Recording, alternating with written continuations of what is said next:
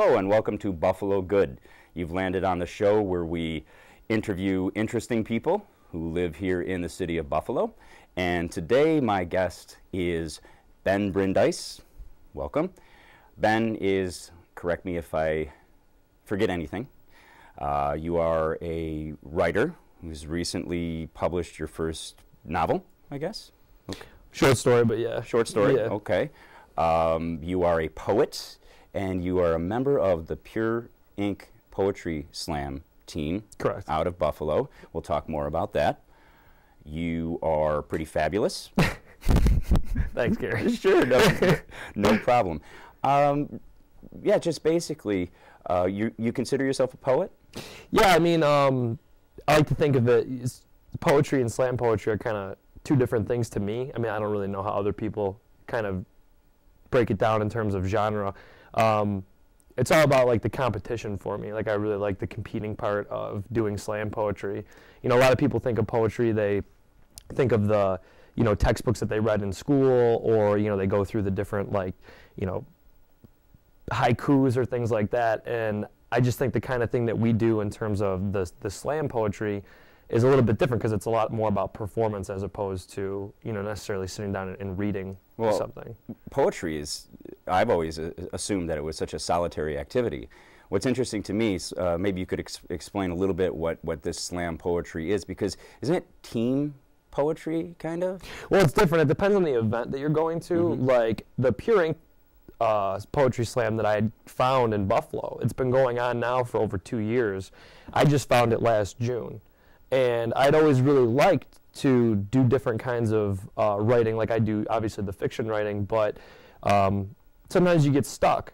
And to have something else to do and to sit down and try to like write your thoughts out in a different way, it's nice. So I've always kind of done something very similar to this kind of style, but I never really used it for anything. I just had a bunch of pieces of scrap paper laying around, you know, with little pieces written out. And to find a venue and an avenue to use that was great. But the difference, I mean, to me, in terms of it being a team thing, the team events, there are team events where you have 4 to 5 poets that'll all go through 4 rounds. They'll have usually 6 teams. No, sorry to stop you there. You say rounds. Rounds of what? You just go up and recite a poem, or do you recite poems with more than one person on stage and each take an opportunity to do a line? I mean, how does that work? In the team events, you get 4 rounds. There's 6 teams, so there's a total of 24 pieces that are normally given in a tournament. Obviously, you know, different tournament structures are out there. The 2 that I've done recently were both that same way. There were 6 teams, 4 rounds, 24 total pieces. And when you go up there, you can either send a single poet up there to do a single piece, or you can send up more than one poet and do a group piece. In the tournaments, especially the more competitive ones, there are a lot more group pieces because they're more complicated. Normally they get higher scores. And, you know, obviously if you're trying to win the event, the higher your score, the better chance you have of doing that. Higher your score. What are you scored on? There's actually, what they'll do is for us, Poetry Slam, they have 5 scorecards that'll be handed out to random judges in the crowd. Whoever comes can be a judge, which is pretty cool. Yeah, because, you know, it's all up to what a random person in the crowd feels about what you've said. You know, they don't have to be an expert on poetry. They don't have to be an expert on anything. You know, they could be anybody, and they get to tell you, you know, what they think about what you have to put out in front of them. That's interesting to me. I'm not so sure that I immediately am sold on that being a really good idea.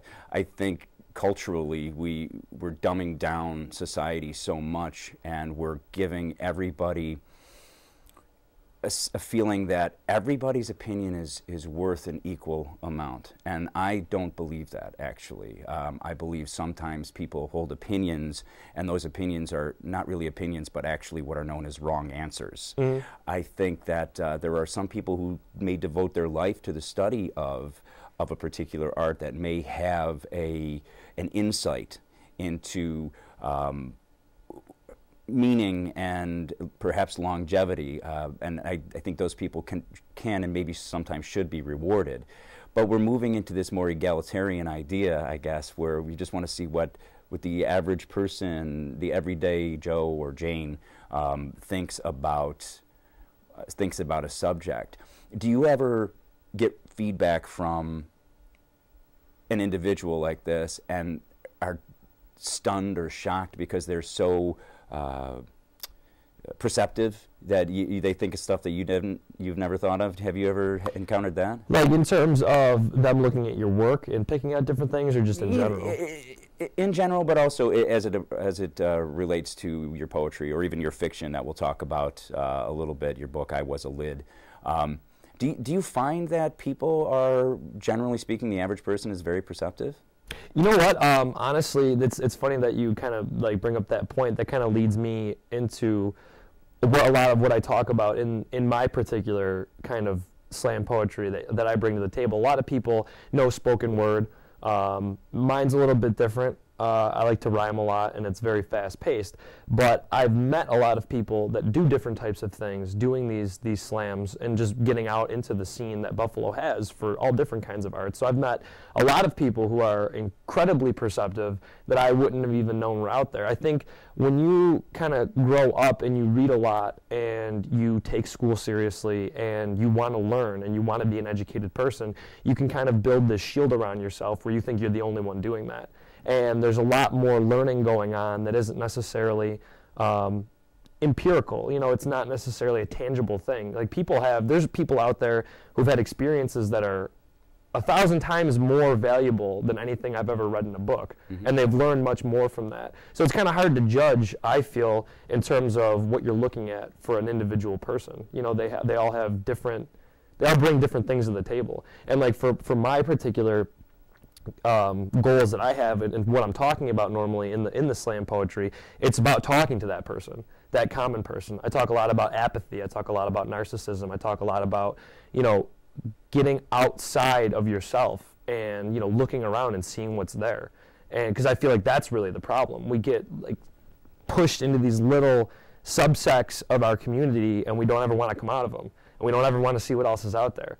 Like when I first started doing these slams, you know, I would tell people about them and I'd say, listen, you know, this is what's going on, and they would just like, maybe it was the venue or the time, or maybe it was the reason that they didn't tell me, but they just wanted no part of it until they started seeing videos of it. And then they started wanting to come out or coming to see it and stuff like that. So it's like sometimes it takes a lot to push people outside of their small, you know, little bubble and get them out there. What do you think the drive is for people to stay inside that bubble? I don't know, fear, maybe, you know, or maybe comfort, like, which I think they kind of play opposite sides of the coin to each other. Like, if you're comfortable with your life, like my mom, sorry, Mom, but my mom, she says something all the time about how when she was younger, it seemed like the world was so much safer. And she always harkens back to, you know, oh, back then, these types of things didn't happen. And she even has said, like, oh, you know, I grew up in a bubble. Mm-hmm. And I always bring up the point, well, yeah, you know, look at how much the population has grown since then. Look at the law of the big numbers. Obviously, there's going to be more anomalies. There's going to be more serial killers. There'll be more people doing crazy things because there's just more people. So even if they represent a small percentage, it's going to grow. Also, you have news media coverage that covers all these horrible things and shoves them right down your throat all the time. But at the same time, I don't understand also how she can say that when, you know, you grew up in a period where Vietnam was on TV, like it was a television show. You know, so it's kind of strange. But yeah, people, they get stuck into that bubble because they're comfortable, you know, and they don't want to kind of reach out because they like their life as it is, which I have no qualms with. Like, if that's what you want and that's what you want out of your life, that's fun, I guess. But, you know, like there's so many other things you can go and, you know, be a part of and see and experience. Now, your book, I Was a Lid, it seems to deal with kind of what you're talking about right now, the idea of memories and perception, letting go of memories, keeping memories. Right. I find it somewhat disturbing and disheartening when I hear things from people who say things like, oh, back in my day, it wasn't as violent. Well, you know, we didn't have these school shootings. The most violent and the deadliest school massacre took place in 1927. You know, a lot of people don't get that. Right. Do you feel like in approaching this idea with your art, do you want to make a difference in other people's lives, or is this just simply something that you feel like you have to do, or is there a motivation in you to try and change other people? There was at first, like I consciously thought about that with different pieces of art that I did. And then I had to stop and ask myself, like, who are you? Like, to try to tell anybody else anything. Like, who are you? Like, why do you get to say something? Why are you trying to be a speaker? Like, I often, in one of my pieces, the more well-known one that I have called Facebook, I actually have a line where I say, you know, this is for my generation, for them I am a speaker. And I had asked myself, like, why you know, why you? Why are you going to try to do that? And it's just because, you know, like I said, a lot of it comes back to that apathy. I look around and I see a lot of kind of apathetic people who are comfortable with going through their day-to-day lives and doing what they're doing, which again is fine. But you should be at least made aware of what else is there. You know, what other kinds of avenues there are to pursue. You know, what other kind of mindsets are there. You should be made aware of that. And if you don't want to pick up the ball, that's fine. But I'm going to at least try to show you the ball. Have you done a lot of traveling? Not as much as I'd like, no. Not really. Where would you like to go? I always said I want to go to Brindise, Italy, because that's like my surname obviously was Brindisi, and then changed to Brindise when the family came across from Italy. But it's a port town on the eastern coast of Italy. I always said I wanted to go there just so maybe I'd find out that I was like a prince or something I didn't know. You know, walk in like, we've been holding this box of treasure for you for years. Like, oh, thank you. You're a prince. So anyhow, does your family put a premium? Did they not put a premium on travel, or if I can ask, how old are you? I'm 26. You're the perfect age for kind of going out. There are cultures in this world that expect people of your age to actually travel and experience the world because they realize that there is this bubble that people can fall into, and I'm thinking of Europe in particular, whatnot. But maybe we'll get a Kickstarter to send you to Italy. That would be pretty great. That'd be pretty cool. Now, well, okay. So now I want to talk about the book. See, this is I Was a Lid. This is the book. You can get it. How can people get it? Right now, I mean, I'm actually having a release event on February 23rd at the Puring Poetry Slam, which takes place at the Gypsy Parlor at 6 p.m. You can come down and meet me, and you can get a copy then. It'll also be available online. They'll be able to pick it up through paperback. It's also currently available through Amazon Kindle, so it can already be picked up as an ebook, which I recommend. It's much cheaper. So yeah, there's all different kinds of ways that you can get it at this point, and everything kind of goes back for me to the Facebook page. You know, links are all there to find all that different stuff. Now, I like the title. Actually, I love the title, and I mentioned to you a little bit earlier, I Was a Lid. Kind of gave me the sense that it's somebody who's recognizing that in the past they held things in, and now they're open and releasing things. First of all, why did you title it I Was a Lid? And if you could just kind of give me a basics, I don't know, rundown of what it's about. What's going on with that? All right, well, for like a funny little piece real quick, the title I Was a Lid is actually the title of a song by Manchester Orchestra. And I always used to tell people that I was terrible at titling stories. I could write a story, could write tons of stories, could write all the stories in the world, awful at titling them. So I used to kind of have this crutch where I would fall back and find like a quote from a song that kind of either related in a direct way or in a kind of like a polarizing opposite effect way to the story. So when you read it, you would read the quote, read the story, and then be like, oh, that either makes sense from like a backwards kind of strange way or right, you know, connecting kind of way. And I would use the song title that the quote came from. I got away from doing that because I started being able to title my own stories, and I didn't feel so kind of self-conscious about, you know, picking a title. But when I heard the song I Was a Lid by Manchester Orchestra, it that's one of the things that jump-sparked the idea for this story. And so it always kind of like you were saying, I was a lid, it being about keeping a lid on something that you've had for a long period of time and not letting that out. It just all really made sense with what the story was about to name it that. And I actually use a quote from the beginning of the song that says, I was a lid on a house we barely speak of. That's the epigraph for the story. So yeah, it was closely related to that song kind of as I heard it, and all the different things that I had going through my head at that point. It kind of like helped stir the pot to get everything going. Oh, that's cool. Yeah, so I like that. But in terms of the actual story itself, the main character, Elizabeth, she's led, a perfectly normal life. She went to college at Ohio State University. She got a scholarship in the 60s for a woman, which, if you don't remember, back in the 60s, that was pretty impressive. And she got out of Buffalo, and she went out and she lived her life. And she wakes up one morning, she goes to work, and she comes home, and she finds her husband dead in the shower after 17 years of marriage. Oh, and as she walks in, she starts to realize that her focus is on all these really small details that don't matter.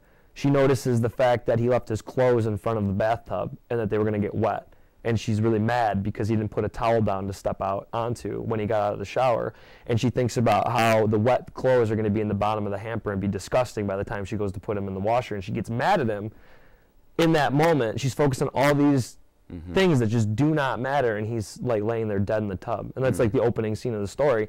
So you kind of get this person who's very by the book, very straight-laced, and this is how I live my life. I go to work, I put money in my 401k, and I come home, and I'm happy with that.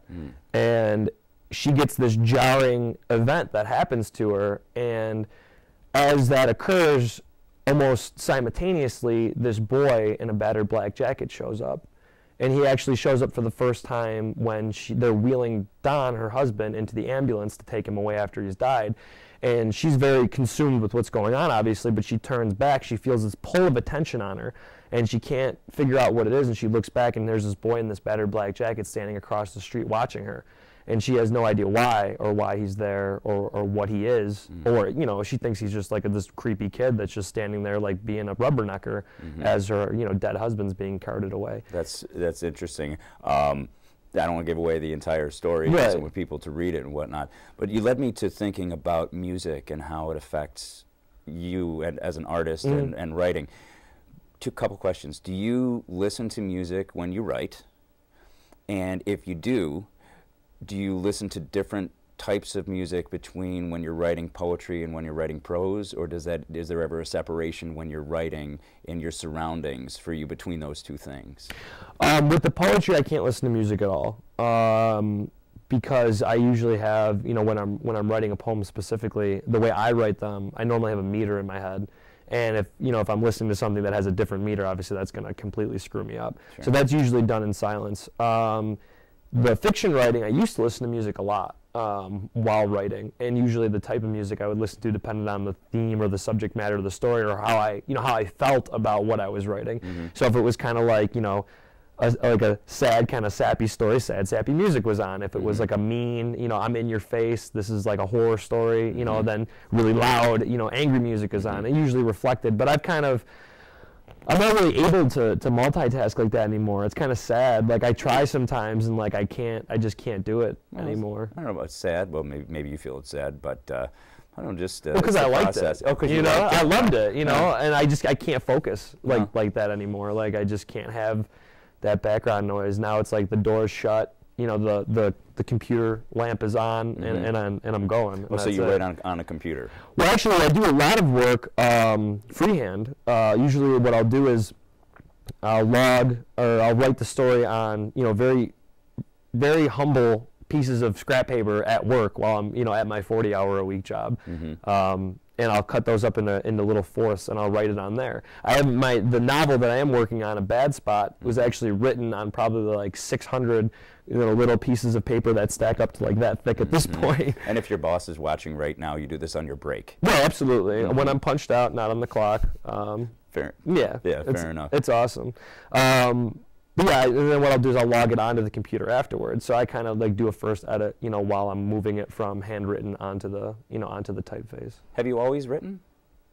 Yeah. I remember writing a comic book when I was like probably 6 or 7 years old called Laser Dog. Oh, that could still work now. Yeah, possibly. Laser Dog. Laser Dog. Yeah, that was a mix between. No, it was really just Superman as a dog. I'll be honest. That's okay. Yeah, that was pretty much all it was. You can sell that to Hollywood. I drew it and I wrote it myself. Really? Awful drawings. I can't draw. Do you still have it? I do still have it. Yeah. Oh, great. Yeah, it's in the shoebox under my bed. Nobody will ever find any value in it except me, but I love it. So Yeah.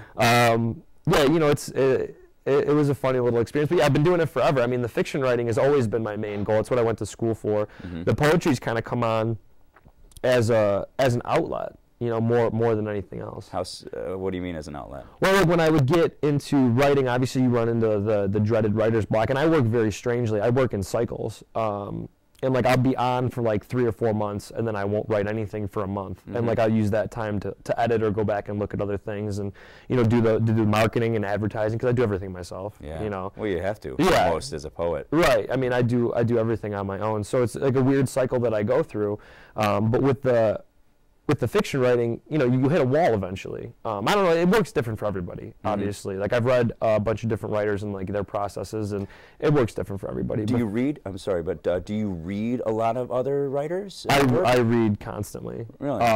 Constantly. Do you find that that ever makes its way unconsciously into your work? Are you afraid at all that you'll end up aping somebody, you know? No. No? No, I mean, yeah, it definitely gets into the work, but that's not a bad thing. You know, your reading is it's kind of your market research. You know, by reading good books is really secondary to reading bad books. Reading bad books is where you learn the most in terms of being an actual writer, because you learn what doesn't work.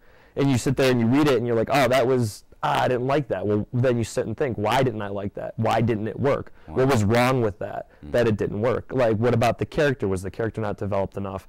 Was the plot just unbelievable?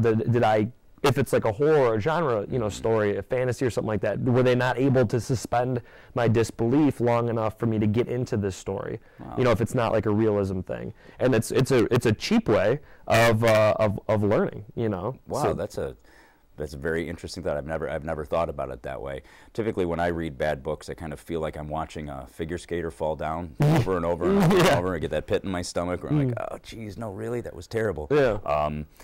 And quite often I don't finish those books, but good for you, you do. Well, at the same time, I mean, the good books are important too, obviously, because what does work. But it's a lot easier to gloss over what does work, because you're like, oh, I like that. You know, and if you like something, automatically it's good. Now, you say books. Do you include poetry books in what you read, or is the poetry that you kind of expose yourself to, is it primarily the slam type poetry that you see? I hardly read poetry at all. Okay. I mean, I studied it when I was at Madai, and I learned a lot, and I learned, you know, a number of different, you know, movements that they've had. Obviously, it's really easy to say that when you look at it in hindsight, to break it up into, you know, specific movements like we do with everything. But I personally don't really read a lot of poetry right now. A lot of it is watching it. I like the performance poetry. That's my thing. That's what I like to do, and that's what I pay attention to, you know, when it's there. Performance poetry. Do you think that's new? No. Okay. How far back does it go? Slam poetry goes back a while. They say that it was originated like in Chicago, and that was like where the first like slams started taking place. I don't want to misquote it. I want to say late 70s, early 80s. Okay. If I'm wrong, I'm sorry to any aficionado. I could be wrong. Well, to me that's new. I'm talking about performance poetry. Like, how far back does poetry engaging a live audience go? Because I'm not so certain. I don't know whether poetry 200 years ago was primarily just through books, or if it was intended to be actually performed. Do you have any idea about that kind of stuff? Well, I mean, I don't really like to slice it down like that, because poetry is really everything. I mean, poetry is music. You know, when we were studying poetry, one of my most, like, my favorite parts of it was coming across the section that was called lyrics. And, I mean, lyrics are just a form of poetry. You read any song, you pull up the lyrics to it, and just look at it on the page, you realize I'm reading a poem, you know what I mean? And, you know, it's kind of all-encompassing. Like, I took part in this event over the summer called Street Poets, which happened at WNED. And you know, their big thing was, their push was to show that poetry takes place in a number of different ways, whether it be dancing or singing or playing your clarinet or doing all these different things. It's your own form of poetry, because all poetry really is just expression. You know, it's just it's just taking what you want to put out there and putting it on the table and letting people see it. Now, written poetry, maybe you can help me suss this out. This is something I've been tripping on lately.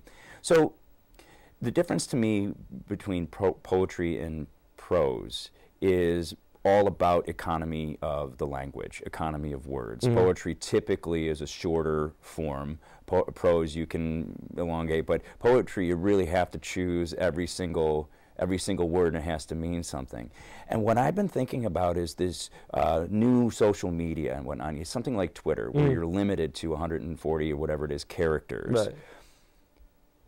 I happen to think that it's going to help us be more economical with our words. I guess I'm an optimist that way. Yeah. You know, it's a good spin. Yeah. Do you think that like something like Twitter and limiting, do you think that's going to have any effect on how people write going into the future, and how they share ideas with the art of poetry and whatnot? Or is there still this separation? You think it's always going to be? One is Twitter is conversational stuff, and then poetry is an art. Do you think they have a possibility of meshing somehow? Well, I mean, all social networking really is just a new venue. I mean, it's a new platform for you to go on there and to write what you want to write or say what you want to say. You choose how you use it.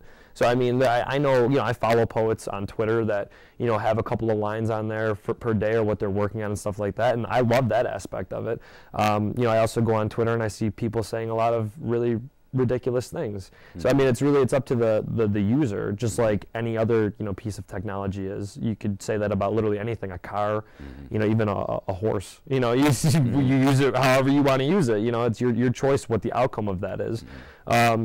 In terms of it being limited to the 140 characters and will that affect people in the long term, it's really hard to say. You don't know. Do I see people lose their ability to communicate in what I think is a proper way? Yeah, all the time.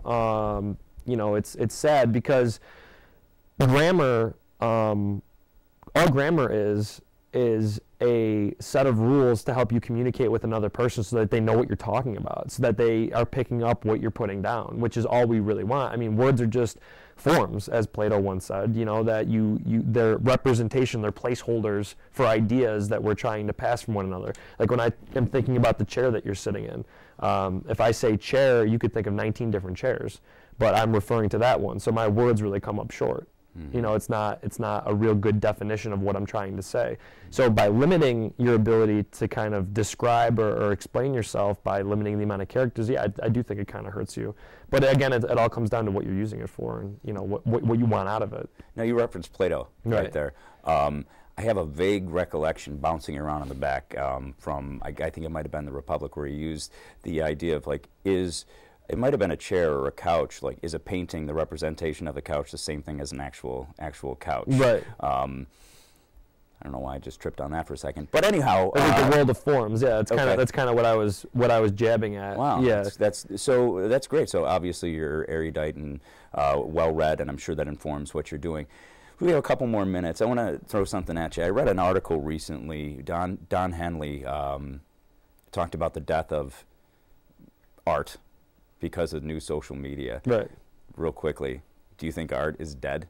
No, I mean, that's like saying, obviously when Shakespeare was writing, they didn't have newspapers. And that'd be like somebody in Shakespeare's, period of time being like, they got these newspapers where, you don't write things all the way out and they're 800-word articles and, everything's going away the way that it used to be. And we're just changing. Wow. It's just a new thing. Obviously, I'm sure if Shakespeare saw television, he'd want to, freak out. Yeah, he'd probably have a heart attack. Yeah, I mean, not just from the technological standpoint of it, but here you're taking my grandiose stage that all the world is, and you're stuffing it in this little box and putting it in your living room, and you're going to watch it by yourself. And then got to look at Snooki. Do people still talk about her? Who's Snooki? Oh, I don't know. I'm just kidding. I'm just kidding. I would love to talk to you for hours and hours and hours on end, but we actually only have a limited amount of time. So I want to thank you. Ben Brindise, his first short story published, I Was a Lid. You can get that. We'll have all the information. Also, Pure Ink Poetry Slam. You said, when is the next one? February 23rd at the Gypsy Parlor, which is on the corner of Grant and Potomac. Great. And that'll be at 6 p.m. Great. Hopefully this airs before that. We'll get it up on the new media as well. Again, it's a pleasure talking to you. You're fabulous. Best of luck to you. Thank you. And again, this was Buffalo Good. Peace.